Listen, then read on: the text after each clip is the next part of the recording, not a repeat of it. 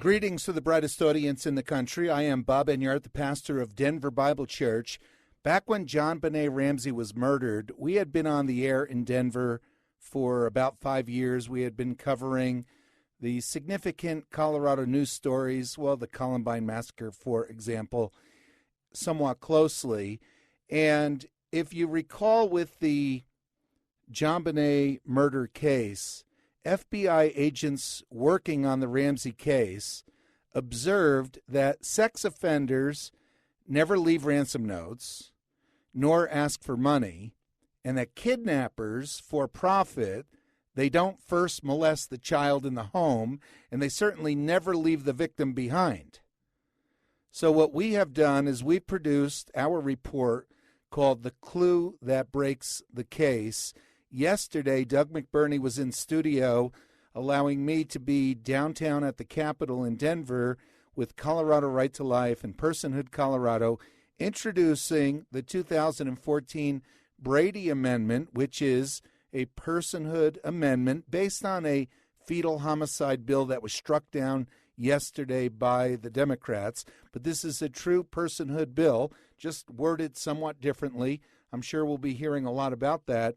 And so Doug announced that on Sunday, just January 27, 2013, the day before he was on the air, it was reported that, in fact, the grand jury in Boulder, 1999, voted to indict John and Patsy Ramsey for child abuse leading to death. And it was the district attorney at the time, Alex Hunter, who was very close to the Ramseys and in an ongoing feud with the investigators, with the detectives. Alex Hunter really pulled a fast one on the public and the media, announcing that the grand jury investigation had completed its time. And then, if you have seen his statement since then, he said, "I and my prosecution task force believe we do not have sufficient evidence to warrant a filing of charges."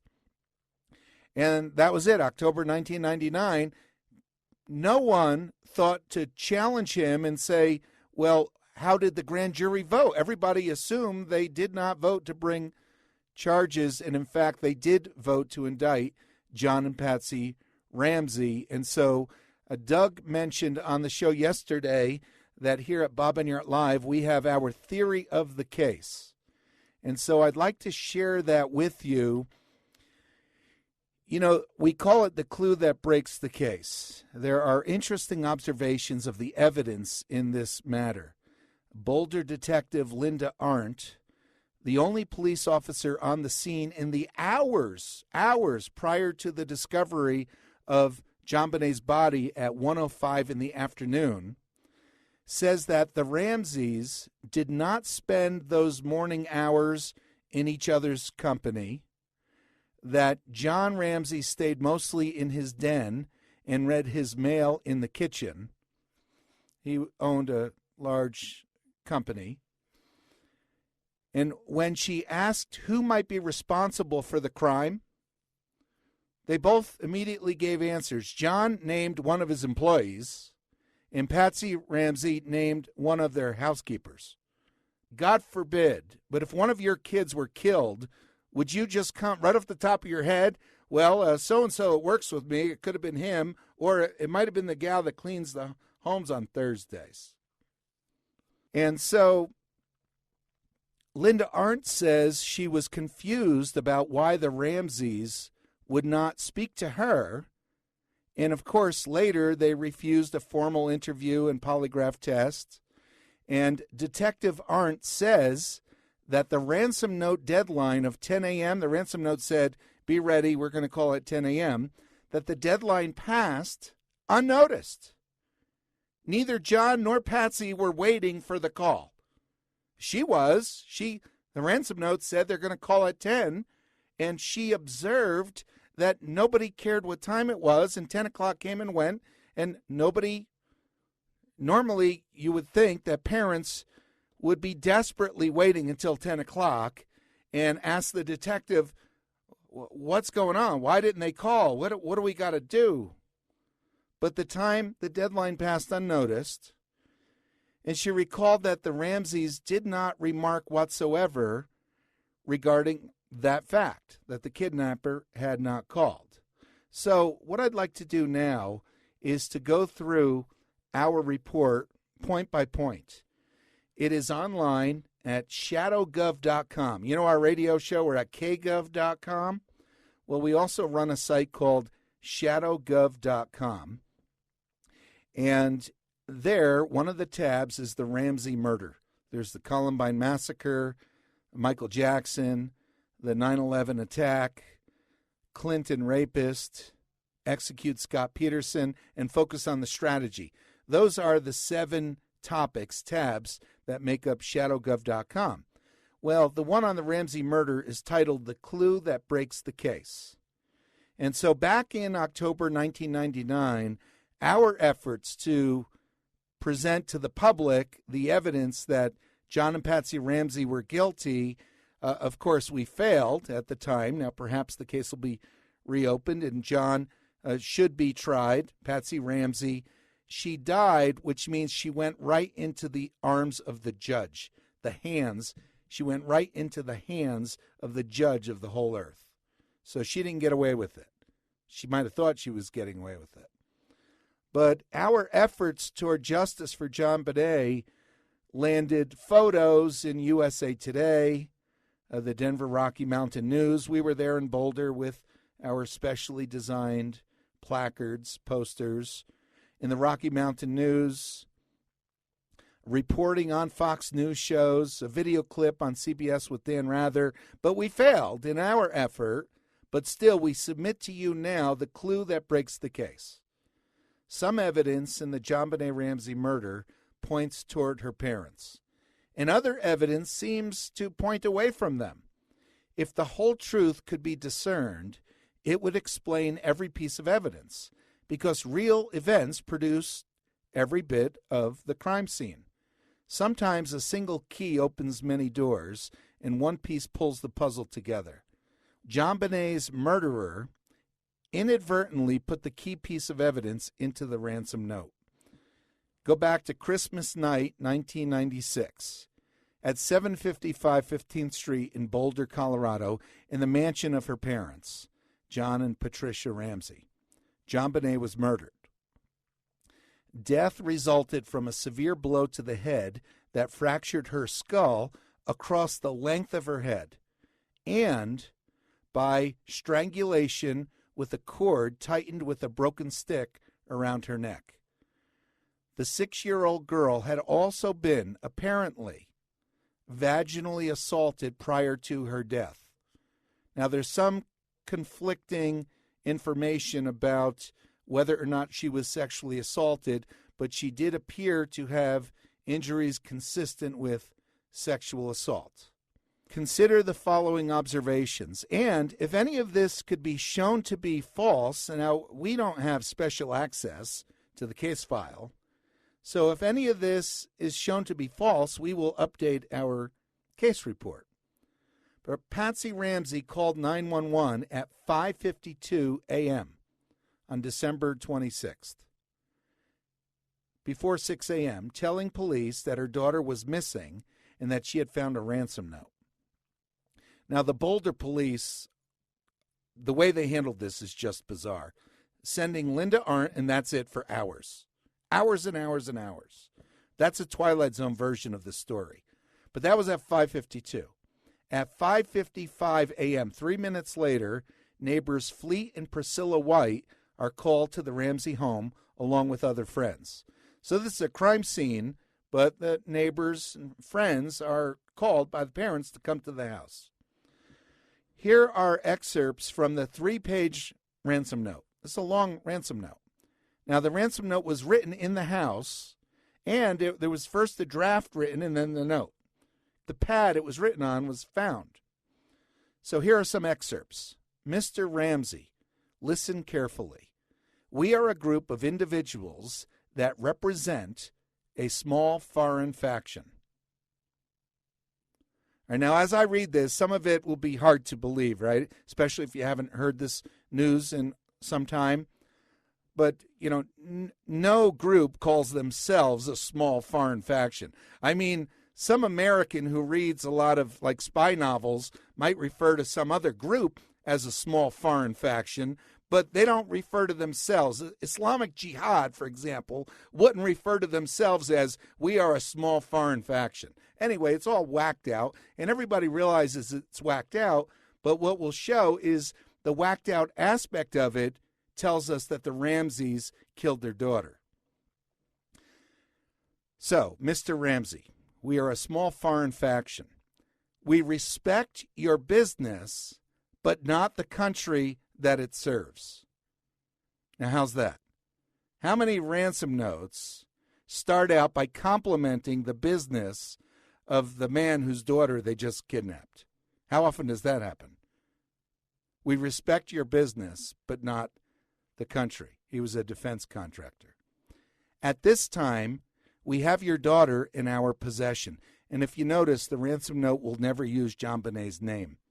That was a bit too personal for Patsy to write her daughter's name after they just killed her. At this time, we have your daughter in our possession. She is safe and unharmed, and if you want her to see 1997, you will withdraw $118,000. So you'll withdraw that, which, by the way, is the amount of John Ramsey's bonus that year for Christmas bonus. I will call you between 8 and 10 a.m. tomorrow to instruct you on delivery. The delivery will be exhausting, so I advise you to be rested. And I think that, by the way, is the clue that breaks the case. We'll get back to that. But this is written, ostensibly by an intruder at 1 o'clock in the morning, and they're asleep. And so she's advising sleeping people, the alleged intruder is advising sleeping people to be well rested by 8 o'clock in the morning.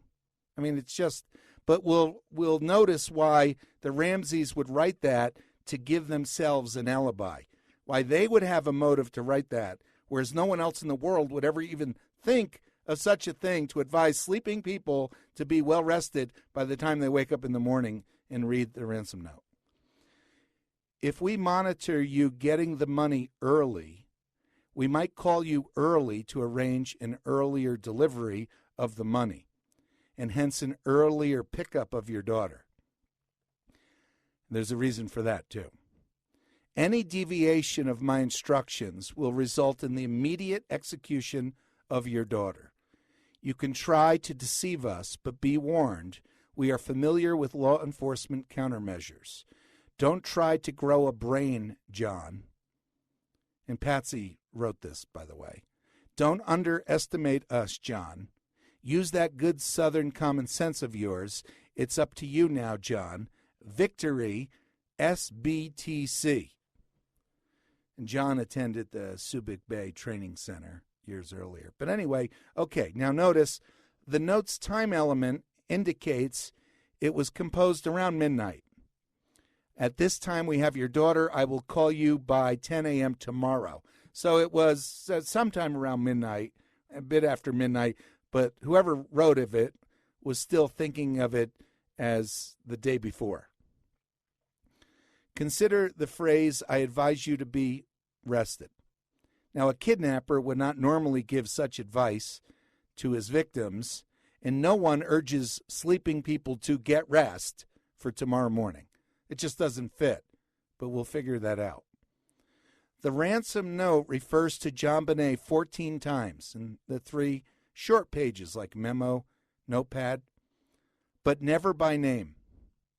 The note states, if you want her to see 1997, avoiding the personal, if you ever want to see JonBenet again, or if you want to see JonBenet alive. It avoids that because it's just difficult, whereas a kidnapper would want to pull on those emotional heartstrings and use the girl's name. The letter, abnormally long for a ransom note, demands a relatively small ransom, exactly equal to Mr. Ramsey's annual bonus. It was back in 1968 and 69 that the Navy stationed Ramsey at the S.B.T.C, Subic Bay Training Center. You know, when you're in emotional turmoil and you're making up a complicated lie and you're just making up initials, you just make up things come to your mind that you don't necessarily think, but it's just S.B.T.C. It's a small foreign faction. Detectives found an entire draft. Now, I don't think it was entire. I think we need to correct this on our clue that breaks the case. Detectives found a draft of the ransom note in the home, and the legal pad on which the final ransom had been written, along with Ramsey handwriting samples that were similar to the style on the note. They going through the home. A broken window had an obviously disturbed sill under it, and under that, police found a scuff mark, and below that, a piece of broken glass on the basement floor. However, police find no footprints outside the window. It had snowed that night. Just hours before the murder, it had snowed. The police made no footprints there. So why would the windowsill be disturbed and if there's nobody came in from the outside? That's the thought. There were no signs of forced entry. The alarm system had not been activated. 4 people were known to be in the house that night: JonBenet, her 9-year-old brother Burke, and their parents. The Boulder police have no evidence pointing to Burke and have never considered him a suspect. Detective Linda Arndt, the only police officer on the scene in the hours prior to the discovery of the body at 1:05 in the afternoon, remembers Mr. Ramsey's demeanor when he initially greeted her as not distraught nor even upset, but cordial. Now, it's hard to say how people will respond in crisis. People respond in all different kinds of ways. And you can't say, well, look how they behave weirdly, so they must be guilty, because people do behave weirdly under stress, but you do take that in as a factor. Linda Arndt behaves weirdly. If you see her interviewed, this case has turned her inside out as a human being. So she has a hard time talking about this case. But John Ramsey didn't seem to be distraught, not even upset, just went through his mail, like you'd go through your mail or your Facebook or whatever. Arndt says that the Ramseys did not spend those morning hours in each other's company. Now, that's difficult to comprehend. Even people who are divorced, like after Columbine, the divorced parents immediately came to each other to find out what happened to their child and to grieve, and with the new spouses in tow. So when your daughter is kidnapped and you're not in each other's company, that's some indication that there's something about this that causes you not to want to be with one another. Patsy stayed in the sunroom with friends, and John stayed mostly in his den and read his mail in the kitchen. When they were asked who might be responsible, John gave the name of an employee, Patsy the name of a housekeeper. That's convenient, right? Like I'd say, well, probably Wally. It's just, it shows people who are guilty who want to deflect attention elsewhere. Linda Arndt, the detective, says that at 10 a.m., the ransom note deadline, that it passed unnoticed, that the Ramseys did not remark whatsoever regarding the fact that the kidnapper had not called. Arndt says that she asked the Ramseys and their friends to examine the ransom note for clues, and that almost everyone offered ideas to her except Mr. Ramsey.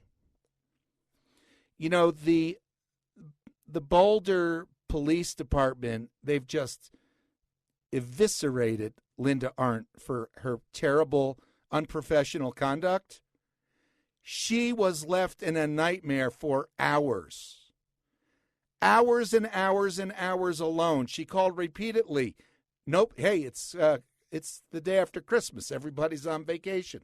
She can't get anybody there until finally they find the body, and she calls and she says, it's no longer a missing child. Now it's a murder scene.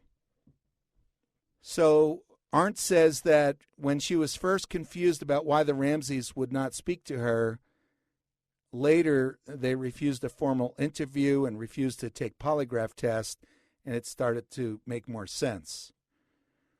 She suggested that John Ramsey search his home, and he and Fleet White came upon the corpse in the basement, and Ramsey ripped the duct tape from his daughter's mouth and picked up her body, 47 inches long, 45 pounds. It was a circuitous route to the wine cellar where the body was found. It'd be very difficult to navigate by a stranger, especially at night, especially with a struggling child, especially without waking anyone, especially when the staircase light switch is not where light switches are on the wall, but up above and behind someone entering the stairs. Like, you'd have to know where it is.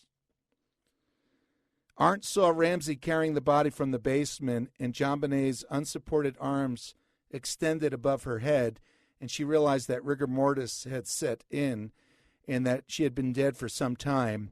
It takes about 6 to 12 hours for that. There was also the scent of decomposition. At 1:30 in the afternoon, a detective overheard John Ramsey talking by phone to his pilot and arranging a trip to Atlanta that evening for himself, his wife, and son.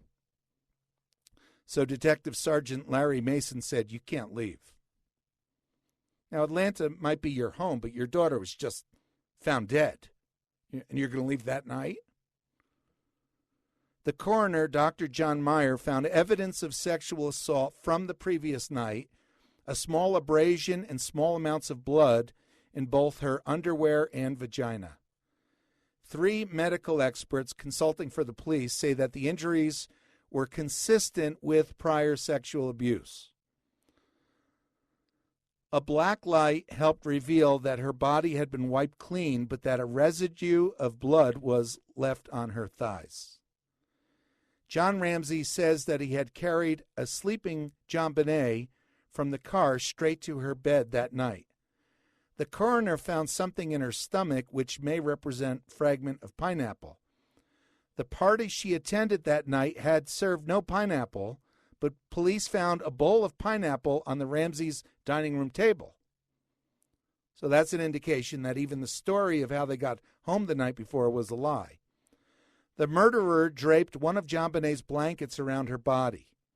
That blanket held a pubic hair that was not linked to any family member.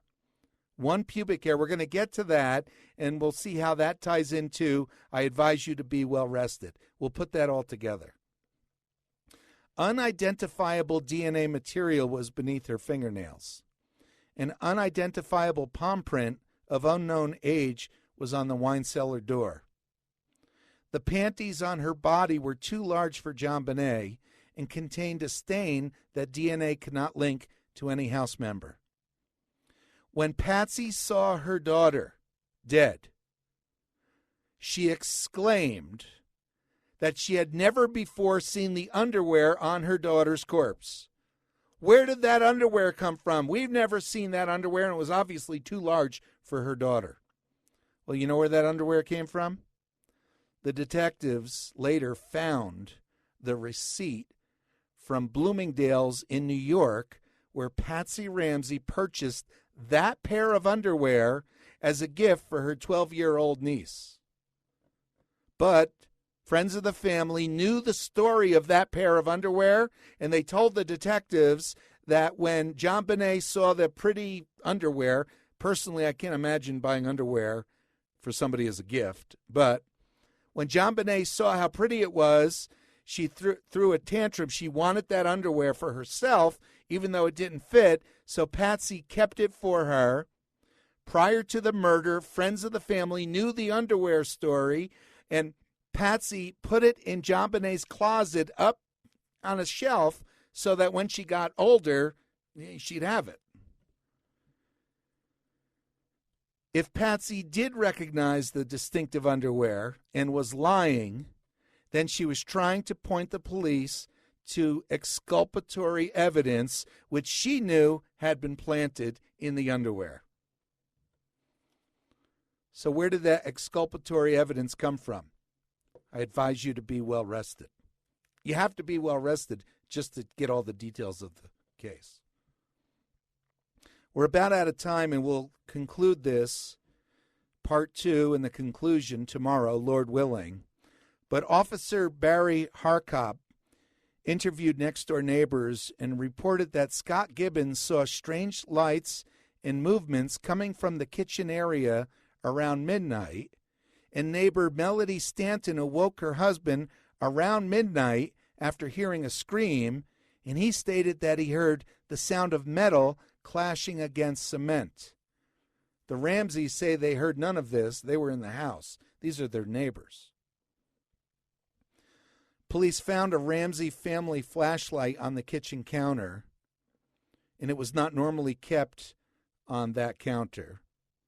It was, a family flashlight kept nearby, but not there in the kitchen on the counter. So we will conclude this tomorrow, and you'll perhaps want to email these programs to others. Go to kgov.com.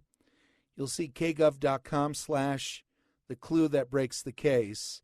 And as we've done with so many things, we believe that when you take a biblical worldview and you understand the principles of justice and of criminal justice, as God reveals in the Scriptures, then you're able to think more clearly about current events and especially crime. That's why we offer at Bob Enyart Live, we offer a DVD, God and the Death Penalty, New Testament support for capital punishment, and an entire seminar on an MP3 CD, God's Criminal Justice System. We strongly urge you to listen and enjoy both of those. You'll learn so much about God, so much about the Scriptures, so much about the principles of criminal justice. You'll understand why Doug McBurney and I went to Hollywood to purchase O.J. Simpson's memorabilia at auction and why we burned them on the steps of the L.A. courthouse the next day at noon. You'll understand why Court TV had us on to talk about the death penalty for Scott Peterson, why there are federal judges and prosecutors and sheriff's deputies around this country who tune into this show to look for justice. God bless you guys.